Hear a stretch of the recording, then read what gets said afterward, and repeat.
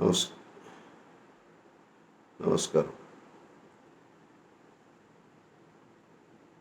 విద్యార్థుల ఉజ్వల భవిష్యత్తు కోసం అన్న అంశం మీద మన చర్చలో ఇది 3వ భాగం. నా పేరు నండూరి రామచంద్రరావు.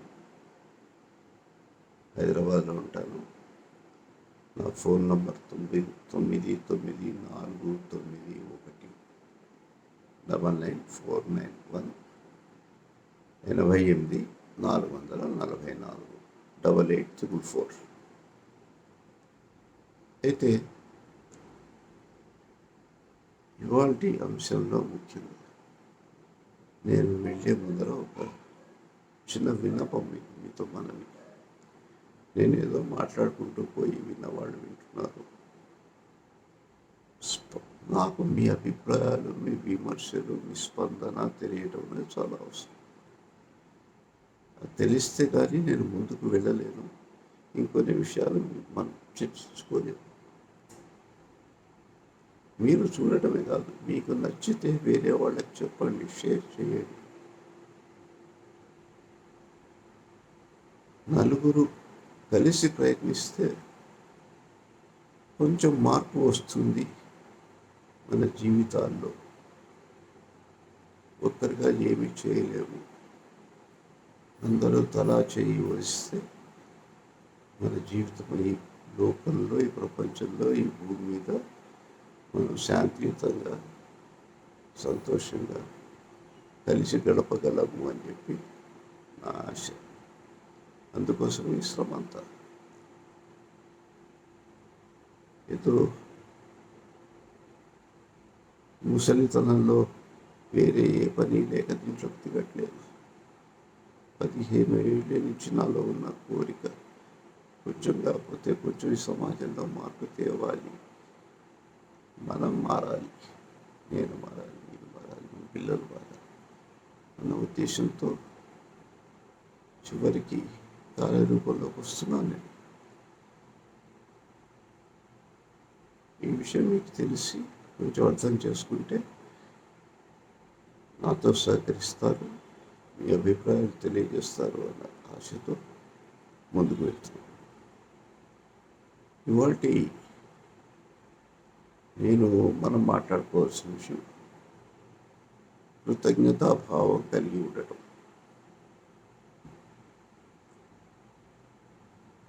అంటే కృతజ్ఞత అంటే థ్యాంక్ఫుల్నెస్ అనొచ్చు. ఎవరికి ఉండాలి? మనకి తెలిసిన వారితోనూ కృతజ్ఞతగా ఉండాల్సిన అవసరం ఉంది. మనకి తెలియని వారిగా చాలామంది ఉన్నారు. ఎవరికైతే మనం రుణపడి ఉన్నామో మనుషులుగా, మనం మా నాన్న వాళ్ళు కాదు, మనం వ్యక్తిగతంగా మనం ఎంత రుణపడి ఉన్నాము అన్నది కొంచెం ఆలోచిద్దాం. ముందుగా అమ్మ 10 నెలలు గర్భంలో ఎలా మోసింది అన్నది ఆమెకే తెలుసు. ఆమె పడ్డ బాధలు, ఆరోగ్యరీత్యా బరువు మోస్తూ తిన్నది కక్కుకుని రకరకాల బాధలు ఆమెను అడగండి.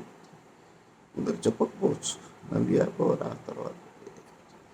కానీ మీరు అడిగి తెలుసుకోండి. మీరు ఆమెను ఎంత కష్టపెట్టారో, మిమ్మల్ని భూమి తేవటానికి ఆమె ఎంత కష్టపడ్డదు, మీరు సజావుగా పెరగటానికి ఆమెవి ఇష్టమైన వస్తువులు మానేసిందో, అనిష్టమైన వస్తువులు తిన్నదో, తాగిందో అనుకున్న ఒకసారి. తర్వాత నాన్న ఒక మాట్లాడకపోసాను. ఆయన మనసులో భావనలు కూతురు కావాలి, కొడుకు కావాలి, కొడుకు వస్తే ఎలా పెంచాలి అన్న ఆలోచనలు, ఆర్థికంగా పడ్డ శ్రమ, అది ఆయనకే తెలుసు. సో మనకి తెలియకుండా వీళ్ళు ఎంతో చేశారు మన కోసం. తర్వాత మన అమ్మ మనం కడుపులో ఉన్నప్పుడు మన అమ్మ డాక్టర్ గారి దగ్గరికి వెళ్తే ఆ డాక్టర్ గారు ఎంత శ్రమించారు, మన కోసం ఎంత శ్రద్ధ తీసుకున్నారు ఎవరో తెలియదు. ఒక పేషెంట్గా మీ అమ్మ వెళ్ళింది. ఆమె గర్భస్థ శిశువు సరిగ్గా జన్మించాలి అని ఆ డాక్టర్ గారు పడ్డ శ్రమ, ఒకవేళ కానుక కష్టమైతే ఆమె పడ్డ టెన్షన్, ఇవి ఒకసారి తెలుసుకోండి. వీలైతే ఎప్పుడైనా మిమ్మల్ని భూమి మీద తెచ్చిన డాక్టర్ దగ్గరకు, నర్సు దగ్గరకు వెళ్ళి ఒకసారి థ్యాంక్స్ చెప్పండి. మా అమ్మ చెప్పింది మీకు కష్టపడి డాక్టర్, మీకు ధన్యవాదాలు అని చెప్పండి. వాళ్ళ వదనంలో కనిపించే ఆనందం మీరు ఇంకో చోట ఎంత డబ్బులు ఇచ్చినా ఇంకోళ్ళ ముక్కులు చూడలేరు. ఆ ఒకటి చాలు. మనం చేసిన పని విలువ గుర్తించడం మనకి తెలియటానికి వాళ్ళ ముఖంలో కనిపించిన ఆనందం చూస్తే చాలు. అలాగే ఇంకా చాలామంది ఉన్నారు ఇతరత్ర. మనకి బస్సు నడిపే బస్సు డ్రైవరే కాదు, షెడ్యూలో ఆ బస్సు సరిగ్గా ఉండటానికి దాన్ని రోజు చెక్ చేసే మెకానిక్లు 5-6 మంది ఉంటారు. ఇంతమంది శ్రమ పడితే ఒక బస్సు రోడ్డు మీద సరిగ్గా నడిచి మన సజావుగా మన గమ్యస్థానమై చేరుస్తుంది.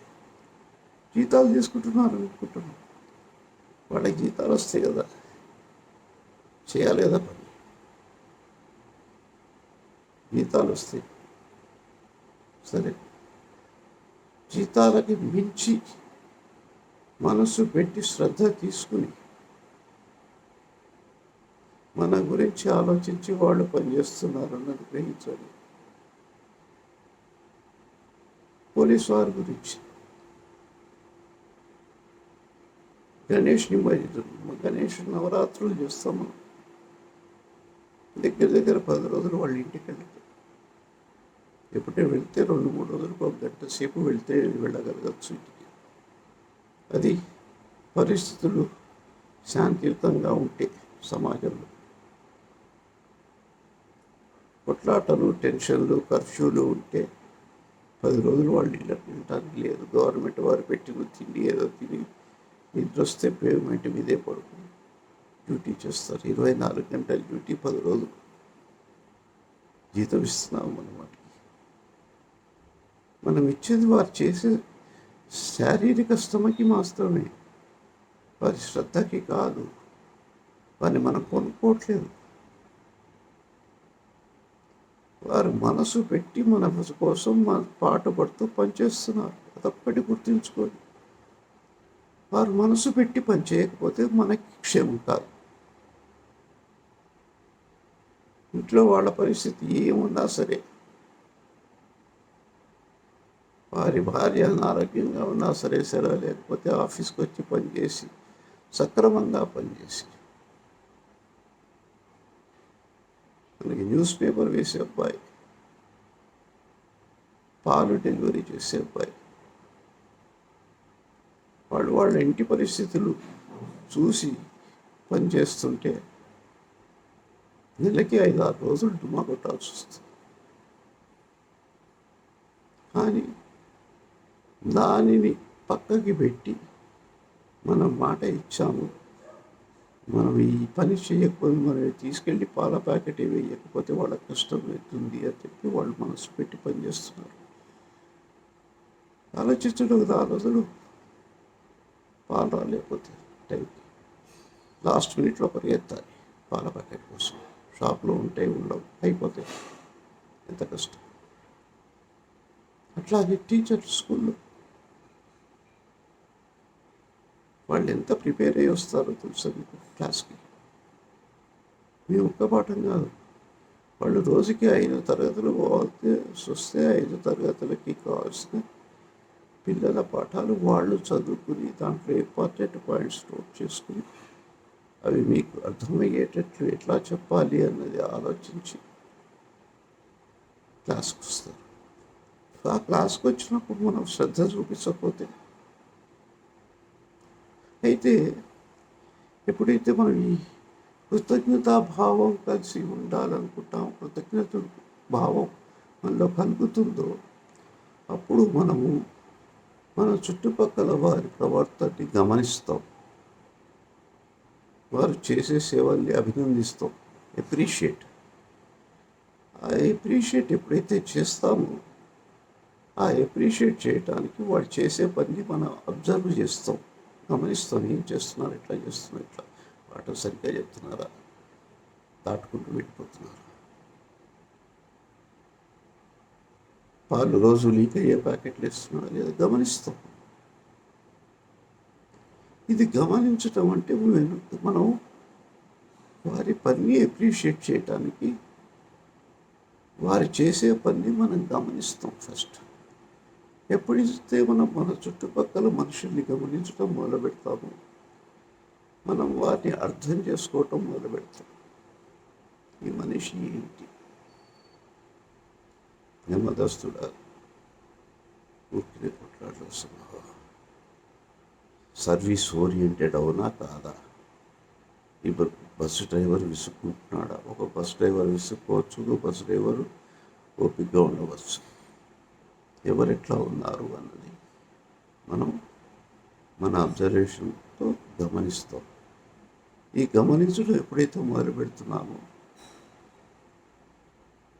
మనకి మన చుట్టూ ఉన్న మనుషుల్ని అర్థం చేసుకునే భావము, తత్వము, సామర్థ్యం, ముందర అర్థం చేసుకోవాలన్న భావన, వారి తత్వం ఏమిటో గమనించే శక్తి, తర్వాత మనకి సామర్థ్యం కూడా వస్తుంది. రోజు అదే బస్ డ్రైవర్ వస్తున్నాడు, ఓ రోజు కాస్త హుషారుగా కనిపిస్తాడు, ఓ రోజు డల్గా ఉంటాడు. అది మనం అబ్జర్వ్ చేయగలిగితే, ఏం భయ్యా ఏమన్నా ప్రాబ్లమ్ అని అడిగింది ఎవరైనా ఒక్క ప్రయాణికుడు అడగమనండి. రోజు వచ్చే డ్రైవరే, రోజు వచ్చే కరెక్టే. ఒకరోజు మొహంలో తెలుస్తోంది ఏదో ప్రాబ్లం ఉంది అని. ఏం భయ్యా ఏమైనా తక్లీఫా అని చెప్పి ఒక్కరు ఏ ప్రయాణికుడైనా ఏదన్నా ఒక్కరోజు అడిగితే ఆ బస్సు డ్రైవర్ కానీ ఆ కండక్టర్ కానీ వాళ్ళ జీవితాంతం గుర్తుంచుకుంటారు. మనమేమీ ఇవ్వట్లేదు, శ్రమ పడట్లేదు. అట్లాగే ఎప్పుడైతే మన మనుషుల్ని అబ్జర్వ్ చేసుకుని అర్థం చేసుకునే స్థితి వస్తుందో, మన ఇటుపక్క అటుపక్క, ముందర ఇటువైపు, వెనకాల ఇటువైపు వాళ్ళు ఎలా ఉన్నారు, వాళ్ళు క్షేమంగా ఉన్నారా లేదా తెలుస్తుంది. ఒకవేళ వాళ్ళు క్షేమంగా లేరంటే పరామర్శిస్తాం. మనం ఒకసారి వాళ్ళని పరామర్శిస్తే వాళ్ళు 2 రోజులు మళ్ళీ పరామర్శిస్తారు. అంటే ఏంటి, శాంతియుత సహజీవనం, సంయమనంతో ఉన్న సహజీవనం ఒకటి మనం సమాజంలో అలవరుస్తున్నాం. కాంపౌండ్ గేటుకి అటువైపు ఉన్నవారు, ఇంట్లో రోగులుండి సాగుకు దగ్గరగా ఉన్నవాళ్ళు ఉంటే మనం ఇక్కడ టీవీ పెట్టుకుని గట్టిగా పాటలు వింటూ ఉంటే వారి నిద్ర భంగమై అసౌకర్యమవుతోందా అన్నది తెలియదు. గమనించకపోతే మన విలువ ఏమిటి మనిషిగా? సో చుట్టుపక్కల మనుషుల్ని గమనించి వారు క్షేమంగా ఉన్నారా లేదా అన్నది మన అవగాహనకి తెచ్చుకుంటే మనం నలుగురితోటి కలివిడిగా ఉండి నలుగురు మన అవసరానికి మనకు వచ్చేటట్టు, అంటే this is give and take. మీరు ఒకరిని చూసి పలకరిస్తే వాళ్ళు పలకరిస్తారు మనని చూసి. మనం ఎప్పుడు వాళ్ళు వంక చూసిన వాము పలకరించకుండా అంటే వాళ్ళు కూడా అంతే కదా. ఇంటికి ఎంత దూరం, ఆ ఇంటికి ఇల్లు అంతే దూరం. ఆలోచించండి నాన్న, ఆలోచించి మీ స్పందన, సందేహాలు అవి నాకు చెప్పండి, చర్చించుకుందాం. వాట్సాప్లో రాయండి, ప్రతిదానికి నేను సమాధానం ఇస్తాను. నాకు తెలిసినంత చర్చించుకుందాం. ఇప్పటికీ ఉంటాను. శుభరాత్రి.